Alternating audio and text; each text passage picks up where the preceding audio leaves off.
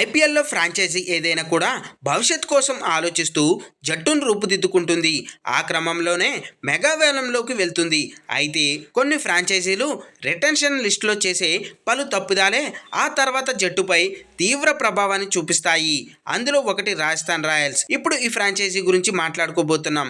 గతేడాది రాజస్థాన్ రాయల్స్ 3వ స్థానంలో లీగ్ స్టేజీ ముగించింది. ఆ సమయంలో ఈ జట్టుకు ఓపెనర్ గా బరిలోకి దిగాడు జోస్ బట్లర్. ఇక ఫినిషర్ స్థానాన్ని భర్తీ చేశాడు షిమ్రాన్ హిట్మేయర్. అయితే ఇంతకు ముందు సీజన్ల వరకు జోస్ ది బాస్ అన్నట్టుగా పరుగులు వరద పారించాడు బట్లర్. అయితే ఐపీఎల్ 2024లో మాత్రం మనోడు ఫామ్ కొంచెం తగ్గిందనే చెప్పాలి.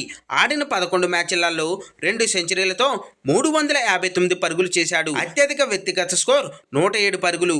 ఇంతవరకు బాగానే ఉంది. అయితే ఆ తర్వాత ఇంగ్లాండ్ భారత T20 సిరీస్ జరగడం, అందులో బట్లర్ ఫ్లాప్ షో చేయడం, వెంటనే రిటెన్షన్ అనౌన్స్మెంట్ రావడం జరిగింది.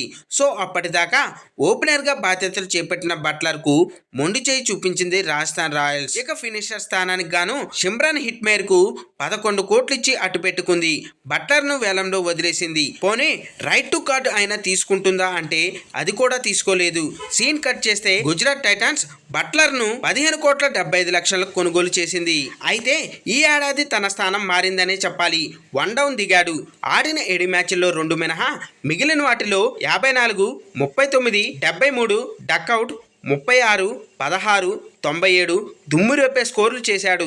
గుజరాత్ను అగ్రస్థానంలో నిలిపాడు. ఇక ఇటు షిమ్రాన్ హిట్మేయర్ గత 2 మ్యాచ్ల్లో ఆఖరి ఓవర్లో చేయాల్సిన 9 పరుగులు చేయలేక రాజస్థాన్కు ఓటములు ఇవ్వడమే కాదు, ఫినిషర్గా అట్టర్ ఫ్లాప్ అయ్యాడనే చెప్పాలి. అయితే ఖచ్చితంగా రాజస్థాన్ ఫ్రాంచైజీ తాము తీసుకున్న ఈ ఒక్క డెసిషన్ వల్ల ఇప్పుడు రిగ్రెట్ అవుతున్నట్టు ఉందని ఫ్యాన్స్ మండిపడుతున్నారు. ఏది ఏమైనా జోస్ ది బాస్ స్థానం ఏదైనా తను T20 కింగ్ అని మరోసారి నిరూపించుకున్నాడు. Form is temporary, class is permanent అని సత్తా చాటాడు. అలాగే మాజీ క్రికెటర్లు సైతం జోస్ బట్లర్ను రిలీజ్ చేసిన రాజస్థాన్ రాయల్స్ నిర్ణయాన్ని తప్పుబట్టారు.